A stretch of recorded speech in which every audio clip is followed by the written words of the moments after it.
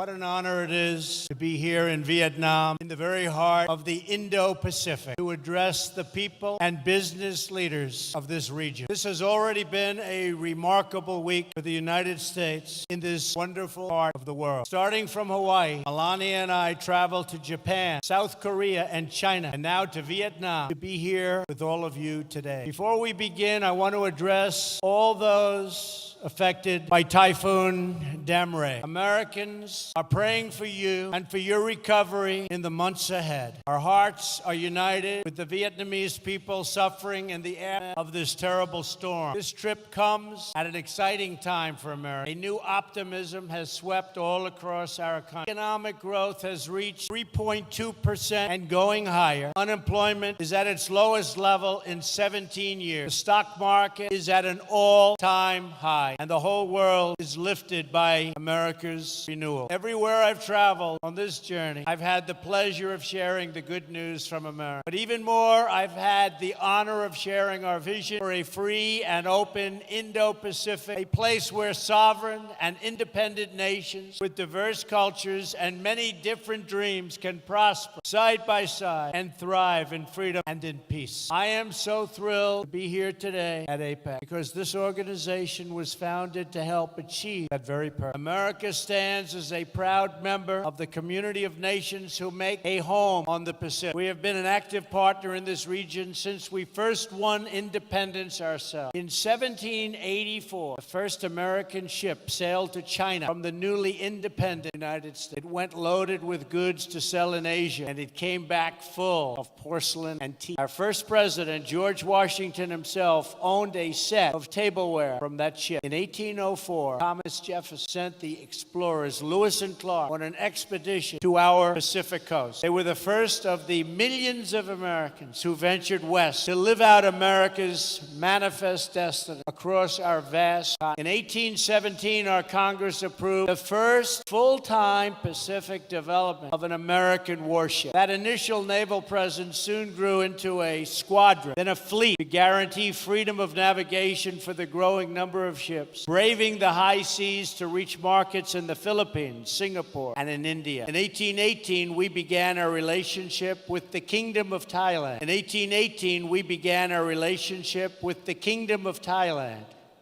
And 15 years later, our two countries signed a treaty of friendship and commerce, our first with an Asian nation. In the next century, when imperialist powers threatened this region, the United States pushed back at great cost to ourselves. We understood that security and prosperity depended on it. We have been friends, partners, and allies in the Indo-Pacific for a long, long time. And we will be friends, partners, and allies for a long time to come. As old friends in the region, no one has been more delighted than America to witness, to help, and to share in the extraordinary progress you have made over the last half century. What the countries and economies represented here today have built in this part of the world is nothing short of miraculous. The story of this region in recent decades is the story of what is possible when people take ownership of their future. You would have imagined just a generation ago that leaders of these nations would come together here in Da Nang to deepen our friendships, expand our partnerships, and celebrate the amazing achievements of our people. This city was once home to an American military base in a country where many Americans and Vietnamese lost their lives in a very bloody war. Today, we are no longer enemies. We are friends. And this port city is bustling with ships from all around the world. Engineering marvels like the Dragon Bridge welcome the millions who come to visit Da Nang's stunning beaches, shining lights, and ancient charm. In the early 1990s, nearly half of Vietnam survived on just a few dollars a day, and 1 in 4 did not have any electricity. Today, an opening Vietnamese economy is one of the fastest growing economies on earth. It has already increased more than 30 times over, and the Vietnamese students rank among the best students in the world. And that is very impressive. This is the same story of incredible transformation that we have seen across the region. Indonesians for decades have been building domestic and democratic institutions to govern their vast chain of more than 13,000 islands. Since the 1990s, Indonesia's people have lifted themselves from poverty to become one of the fastest growing nations of the G20. Today, it is the third largest democracy on earth. The Philippines has emerged as a proud nation of strong and devout families. For 11 consecutive years, the World Economic Forum has ranked the Philippines first among Asian countries in closing the gender gap and embracing women leaders in business and in politics. The Kingdom of Thailand has become an upper middle income country in less than a generation. Its majestic capital of Bangkok is now the most visited city on earth. That's very impressive. Not too many people. Malaysia has rapidly developed in recent decades, and it is now ranked as one of the best places in the world to do business. In Singapore, citizens born to parents who survive on $500 a day are now among the highest earners in the world. A transformation made possible by the vision of Lee Kuan Yew's vision of honest governance and the rule of law. And his great son is now doing an amazing job. As I recently observed in South Korea, the people of that republic took a poor country ravaged by war and in just a few decades turned it into one of the wealthiest democracies on earth. Today, South Koreans enjoy higher incomes than the citizens of many European Union countries. It was great spending time with President Moon. Everyone knows of China's impressive achievements over the past several decades. During this period, and it was a period of great market reforms, large parts of China experienced rapid economic growth. Jobs boomed, and more than 800 million citizens rose out of poverty. I just left China this morning and had a really productive meeting and a wonderful time with our gracious host, President Xi. And as I saw on my first stop of this trip, in Japan, we see a dynamic democracy in a land of industrial, technological, and cultural wonders. In fewer than 60 years, that island nation has produced 24 Nobel Prize winners for achievements in physics, chemistry, medicine, literature, and the promotion of peace. President Abe and I agree on so much. In the broader region, countries outside of APEC are also making great strides in this new chapter of the Indo-Pacific. India is celebrating the 70th anniversary of its independence. It is a sovereign democracy, as well as, think of this, over 1 billion people. It's the largest democracy in the world. Since India opened its economy, it has achieved astounding growth and a new world of opportunity for its expanding middle class. And Prime Minister Modi has been working to bring that vast country and all of its people together as one. And he is working at it very, very successfully indeed. As we can see in more and more places throughout this region, citizens of sovereign and independent nations have taken greater control of their destinies and unlocked the potential of their people. They pursued vision of justice and accountability, promoted private property and the rule of law, and embraced systems that value hard work,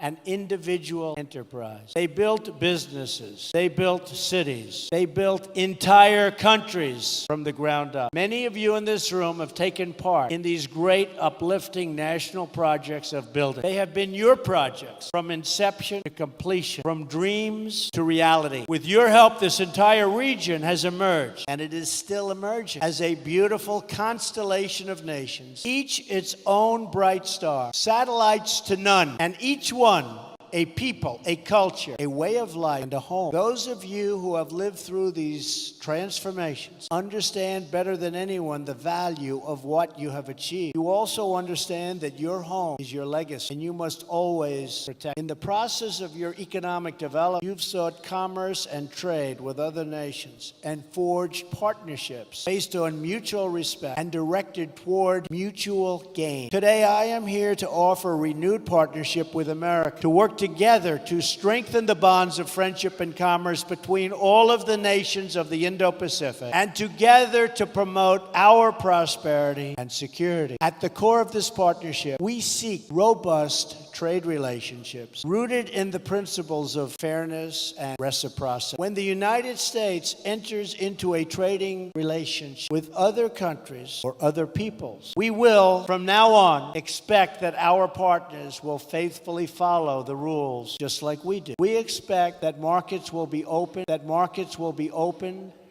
to an equal degree on both sides, and that private industry, not government planners, will direct investment. Unfortunately, for too long and in too many places, the opposite has happened. For many years, the United States systematically opened our economy with few conditions. We lowered or ended tariffs, reduced trade barriers, and allowed foreign goods to flow freely into our country. But while we lowered market barriers, other countries didn't open their markets to us. Funny. They must have been one of the beneficiaries. What country do you come from, sir? Countries were embraced by the World Trade Organization, even if they did not abide by its stated principles. Simply put, we have not been treated fairly by the World Trade Organization. Organizations like the WTO can only function properly when all members follow the rules and respect the sovereign rights of every member. We cannot achieve open markets if we do not ensure fair market access. In the end, unfair trade undermines us all. The United States promoted private enterprise, innovation, and industry. Other countries use government-run industrial planning and state-owned enterprise. We adhered to WTO principles on protecting intellectual property and ensuring fair and equal market access. They engaged in product dumping, subsidized goods, currency manipulation, and predatory industrial policy. They ignored the rules to gain advantage over those who followed the rules, causing enormous distortions in commerce and threatening the foundations of international trade itself. Such practices, along with our collective failure to respond to them, hurt many people in our country and also in other countries. Jobs, factories, and industries were stripped out of the United States and out of many countries in addition. And many opportunities for mutually beneficial investments were lost because people could not trust the system. We can no longer tolerate these chronic trade abuses, and we will not tolerate. Despite years of broken promises, we were told that someday soon everyone would behave fairly and responsibly. People in America and throughout the Indo-Pacific region have waited for that day to come, but it never has, and that is why I'm here today, to speak frankly about our challenges and work toward a brighter future for all of us. I recently had an excellent trip to China, where I spoke openly and directly with President Xi about China's unfair trade practices and the enormous trade deficits they have produced with the United States. I expressed our strong desire to work with China to achieve a trading relationship that is conducted on a truly fair and equal basis. The current trade imbalance is not acceptable. I do not blame China or any other country, of which there are many, for taking advantage of the United States on trade. If their representatives are able to get away with it, they are just doing their jobs. I wish previous administrations in my country saw what was happening and did something about it. They did not, but I will. From this day forward, we will compete on a fair and equal basis. We are not going to let the United States be taken advantage of anymore. I am always going to put America first, the same way that I expect all of you in this room to put your countries first.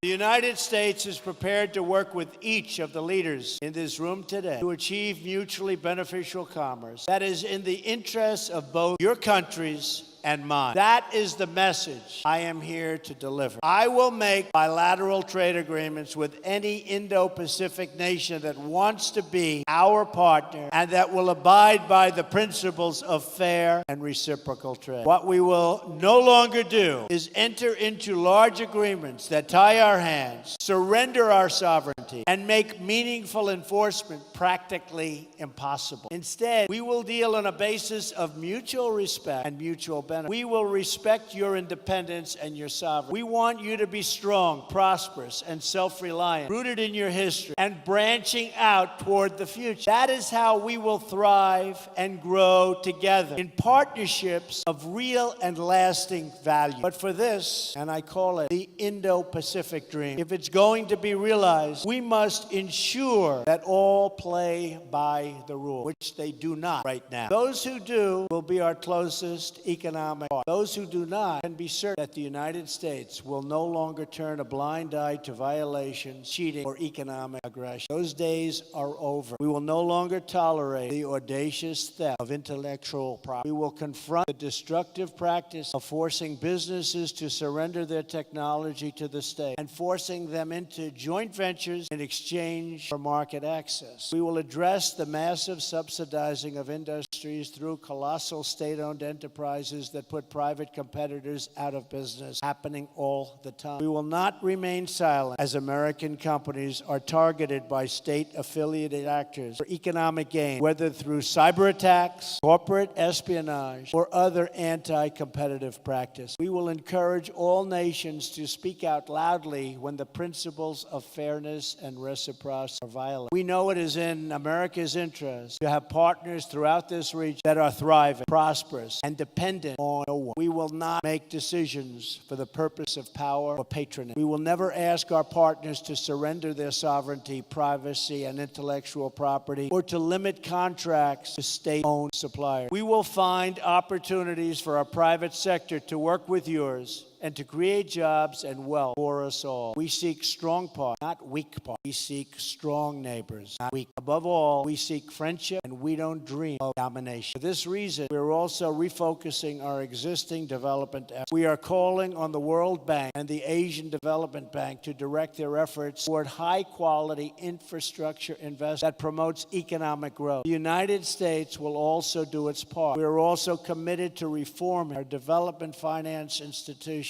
so that they better incentivize private sector investment in your economies and provide strong alternatives to state-directed initiatives that come with many strings attached. The United States has been reminded time and time again in recent years that economic security is not merely related to national security. Economic security is national security. It is vital. It is vital to our nationals. We also know that we will not have lasting prosperity if we do not confront grave threats to secure sovereignty and stability facing our world today. Earlier this week, I addressed the National Assembly of Seoul, South Korea, and urged every responsible nation to stand united in declaring that every single step the North Korean regime takes toward more weapons is a step it takes into greater and greater danger. The future of this region and its beautiful people must not be held hostage to a dictator's twisted fantasies of violent conquest and nuclear blackmail. In addition, we must uphold principles that have benefited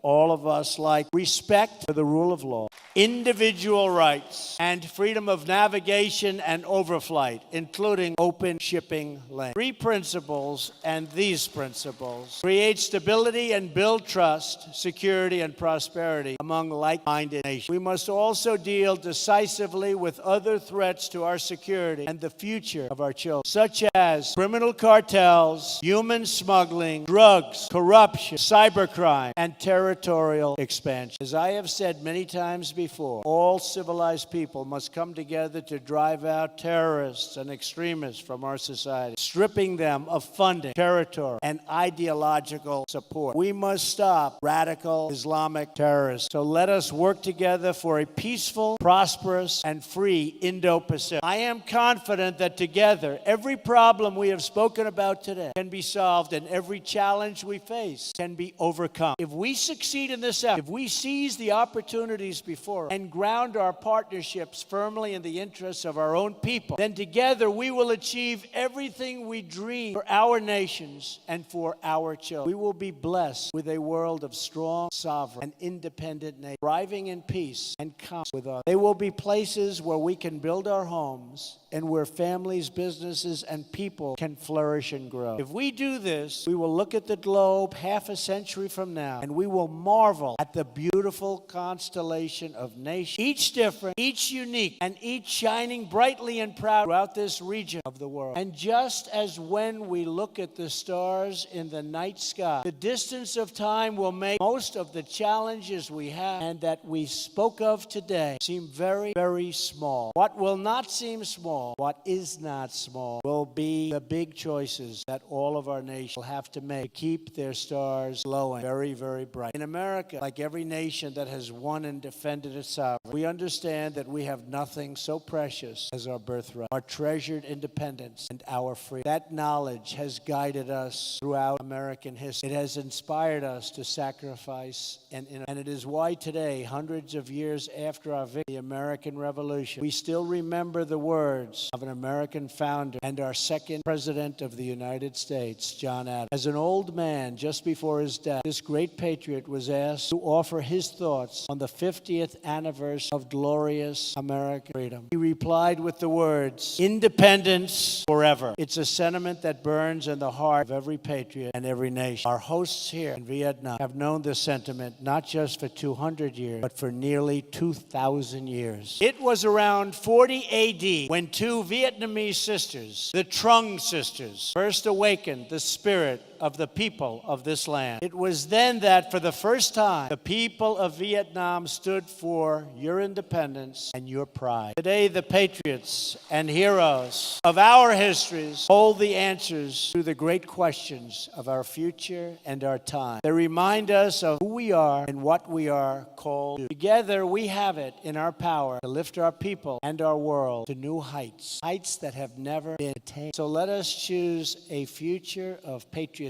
prosperity, and pride. Let us choose wealth, freedom over poverty and service. Let us choose a free and open Indo-Pacific. Finally, let us never forget the world has many places, many dreams, and many roads. But in all of the world, there is no place like home. And so, for family, for country, for freedom, for history, and for the glory of God, protect your home, defend your home, and love your home today and for all time. Thank you. God bless you. God bless the Pacific region. And God bless the United States of America. Thank you very much. Thank you.